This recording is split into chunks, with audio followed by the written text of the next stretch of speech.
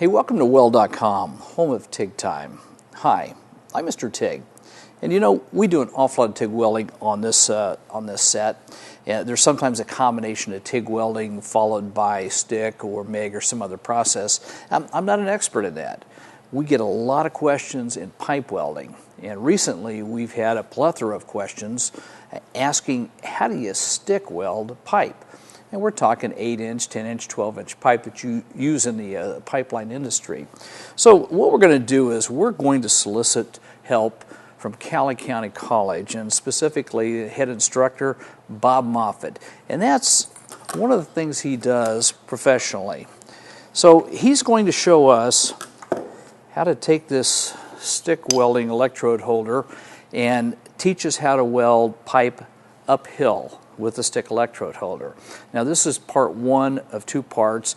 Then there's another procedure where you're welding downhill. Totally two different types of techniques. So just want to share that with you. Bob, thanks for joining us. You're welcome. Okay, now we have a steel pipe, a representation of a steel pipe here. What exactly is this? This is a 8-inch Schedule 40 or standard wall thickness of pipe. And today we've already have it pre-beveled, we have it tacked up, a lot narrower gap than what we're used to when we're using the TIG process. 3/32 gap. I like to use a saw blade a lot of times for my fit up. And that's all the gap. That's the only width I'm putting in there. We're gonna run a root pass with shielded metal arc welding. We're gonna start at the bottom, and we're going to progress to the top. This is all uphill welding. And okay. This would relate to a high pressure code that we would probably use in the refinery a lot, to be ASME B313, American Society of Mechanical Engineers B313. Section 9, our welders are qualified to Section 9. So the progression is all uphill. Okay. Well, how many different industries would use that specification? Mainly oil and gas. Okay. Mainly oil and gas. That's a huge industry. Exactly, yeah. It's booming. Okay, so what would you say the thickness is, approximately? My wall thickness is in between, it's 0.31 something, so we're around 5/16 to 3/8. This, okay. Again, this is standard, or Schedule 40, which we consider standard wall thickness. Okay. We can go extra heavy, which would be start increasing the wall thickness. We get a lot thicker with a lot more passes. We're going to attempt to do this in 4 passes. I'm going to do a root pass. I'm going to do a little bit of grinding on my starts. I'm going to do a hot pass. I'm going to do a fill pass with a 3/32 low hydrogen, and I'm going to do a cap with an 1/8" low hydrogen. Okay, so every pass 70-18. Every pass that you do, you're basically starting at bottom dead center? Starting at the bottom of the pipe. And then coming upwards. Pipe doesn't move. Even though we're training and we're in here in the classroom, the shop, the lab, everybody thinks we have, oh, you're rolling your pipe out. No, we're leaving the pipe alone. We want to train to be down here and start on bottom. And we're going to go clear at the top, just like we would if we had 2 40-foot joints, or we're out going cross country or in the refinery. Wherever we're at, we're going to simulate that. Exact Why don't we take a look, have you do a root pass, okay, and then let's take a look at it. Let's do it. Okay, Wyatt, we're going to start down here on bottom. I'm going to create the arc. It's going to get the keyhole going around the rod, and I'm going to progress uphill. I'm going to try to point the rod at the center of the pipe all the time.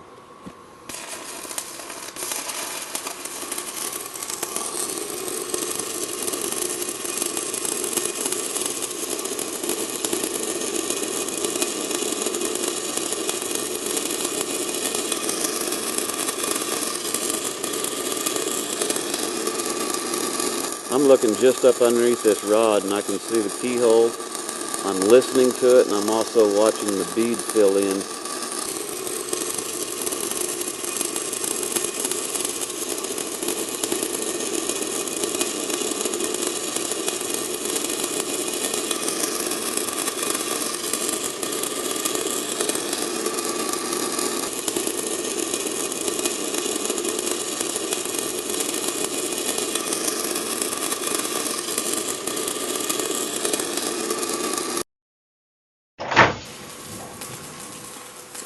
slide. I'm coming off of my tack this time, and I am, since it was a keyhole, it has a tendency to blow up a little bit, so I'm having to do a stitch. Also, my gap is just a little bit wider right here. You'll notice I'm moving this rod around a lot. What I like to do is just leave it in one spot and go. But this is a little wider.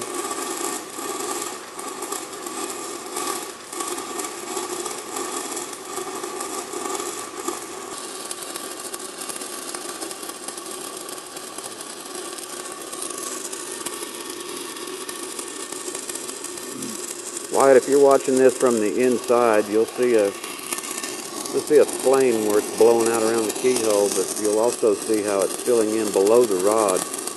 It all happens about 1/8 of an inch below the rod.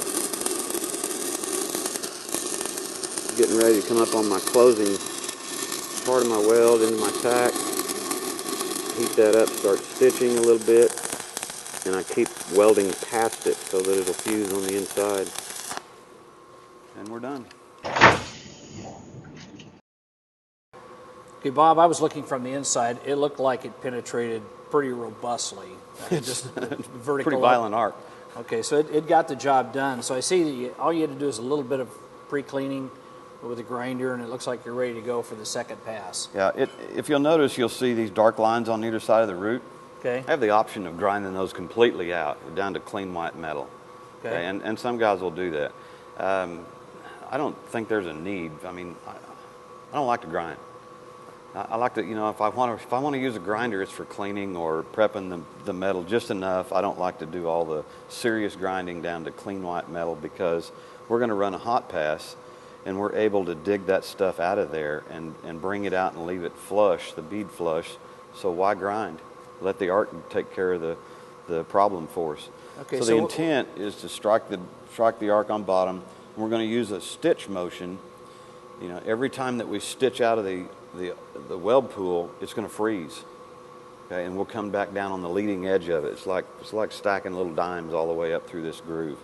So our intent is to dig the slag, any remaining slag out, bring the bead up where it's at an acceptable profile, which is flat and low enough that I have room to put a fill pass in. Okay, so your root pass, what was the amperage? I was running about 75, 80 amps uphill. So you're going to run the second one uphill, same amps? Or I can run at the same amps. That's the deal, and that's what's different about running uphill versus downhill. On a downhill hot pass, I'm running about 100 amps.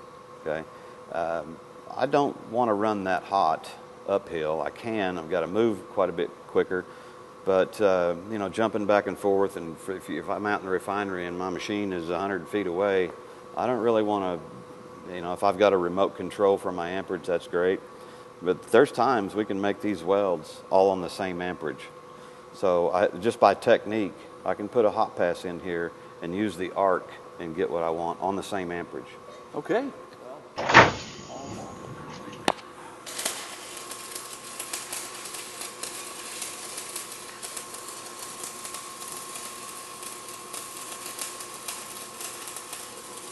Well, I've started down here on the bottom, and I'm just kind of watching this arc here. I'm stitching and digging these wagon tracks out of here, and I'm holding it, I'm pausing so that the bead will lay flat and expand. That's really all I'm doing. It's a simple technique. And again, this pass doesn't have to be beautiful. It has to be effective. So, if I have a misstep here and leave a bump, I can always grind it out. Again, the hot pass is for digging impurities out of your roots.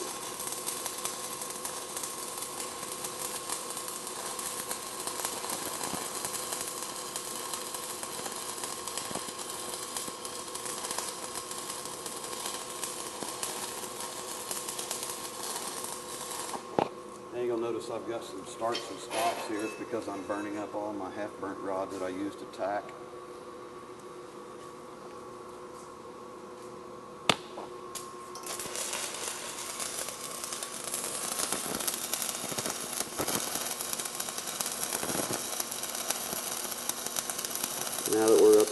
top side of the pipe, we can really see what's going on. Right up underneath the arc, you can see how it digs the impurities off that root path. You can see the back side of the weld pool and gauge how full it is.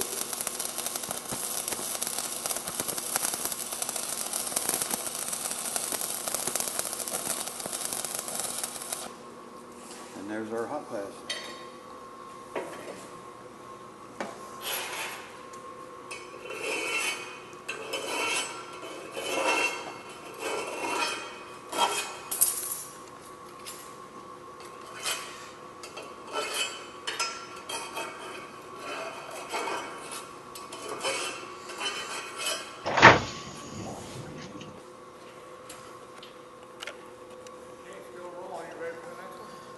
Okay, is there anything different on the next fill pass that you do? You know, actually, I'm looking at this. I'm just going to go straight to cap from here. Okay. I don't think I want to do a fill pass. Or I could, for demonstrative purposes, I could put part of this in with a cap with a larger diameter electrode, and I could do a fill pass and then do a cap with the smaller electrodes. How about we do that? Okay, let's do it. I'll do the smaller electrodes first. I've already got the machine set. A minute ago I said we'll do this all on the same amperage. We will. Okay. So let's do both because there's always options. I'll start here on the, and do this top quarter so you can see. This will be a fill pass and then we'll do a cap. This is 75 amps with a 3/32 7018 low hydrogen electrode.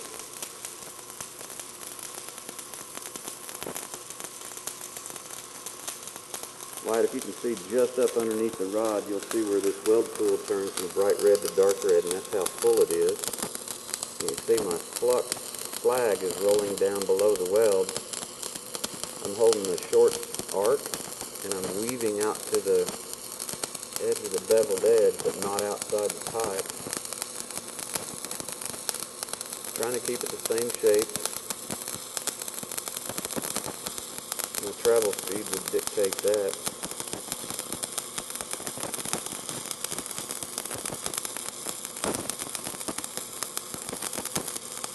You know, we could have paused and slowed down on that hot pass and filled this thing up a lot more. Really concentrating on just making the hot pass clean, not using it as a fill.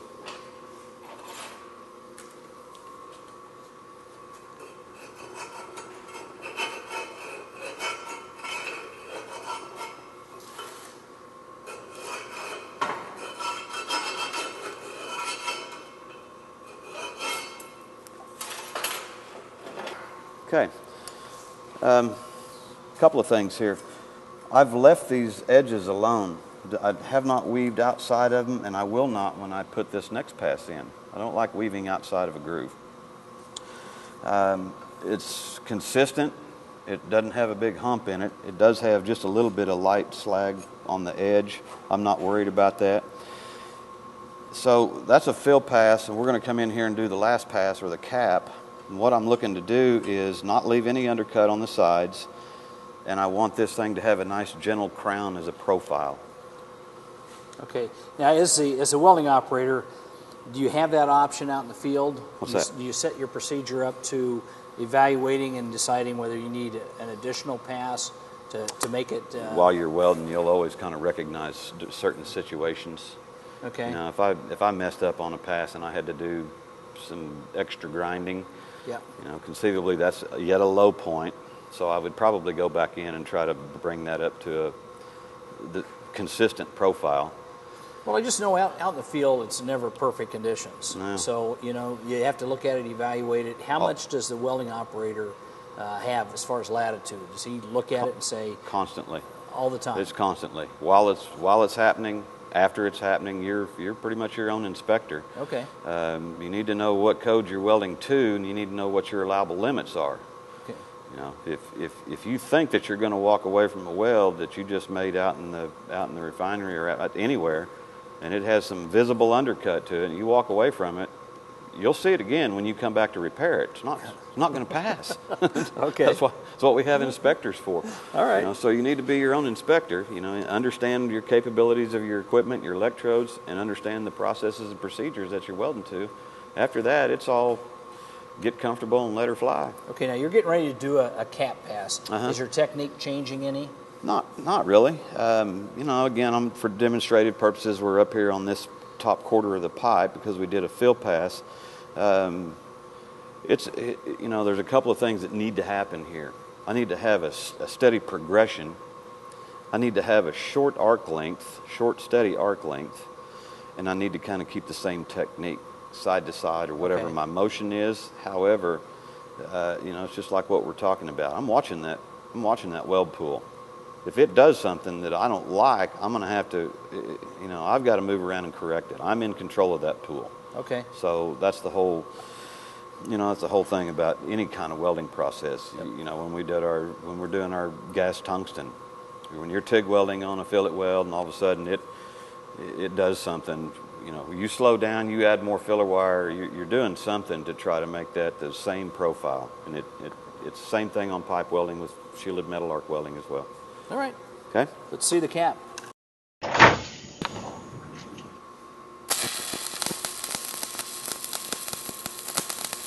Okay, White, I need to explain to you what I just did there.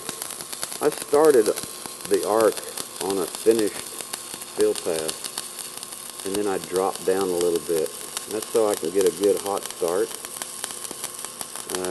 Low hydrogen electrodes sometimes are prone to leave porosity on the start. So I like to restrike somewhere and get the rod going for a couple of seconds and then shorten my arc length and then start welding through my arc strike, and it just disappears and gets consumed into the finished weld. And I'm trying to hold a steady arc. I'm not weaving outside the pool, and by doing that I'm watching the weld pool itself come over and consume those beveled edges. And then I'm also looking below the rod and gauging how full it is and trying to keep that consistent as well. Now, I had to stop because I ran out of rod. And what I need to do here, let me show you this. What I need to do here is when I restart, I'm going to start up here and I'm going to bring this down, and I want to blend into the highest part of this bead because I want that to be consistent. I used to be good at it. You can hardly ever see where they were.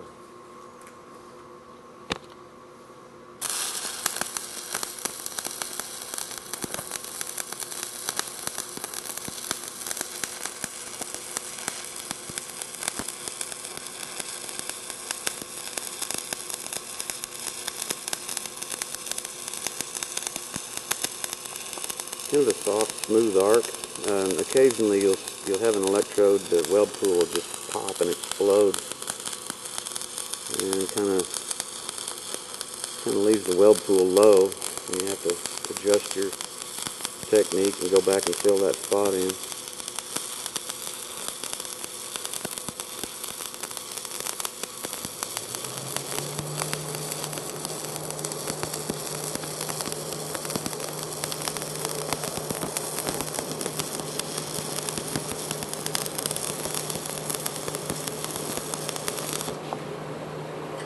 Okay, so we did our root pass, we did our hot pass, and on this particular segment we demonstrated a fill pass and then a cap. Okay, so I have, you know, again, I've scratched it with the saw blade to bring the slag off of it. We run a wire wheel on there, any marks would go away. You'll see that there's no undercut. You'll also notice that the reinforcement has a decent profile, a general, and we're not above 1/8 of an inch. We're not outside overly reinforced. Right here is my start and stop. Sweet. Very nice transition. It is. I get, you know, if you catch them when they're hot, get used to it. You can make them look good. Now let's say that I paused there a little too long, and it had a bump or it's a little high. I have the option of leaving it there. If there's no porosity in it, I can leave it there, or I can take a file or I can take the grinder over here on edge and carefully scratch the top of that and blend it in and then hit it with a wire wheel so that, you know, there's no harsh transitions of weld metal. That's the main thing. No stress risers. Okay? Well, Bob, I really thank you for taking the time. I know you've got a busy schedule, and I want to thank the college, Cali County College. Bob here is the head instructor, so if you need any information on the college, feel free to contact him. And I want to thank you for watching TIG Time. I'm Mr. TIG.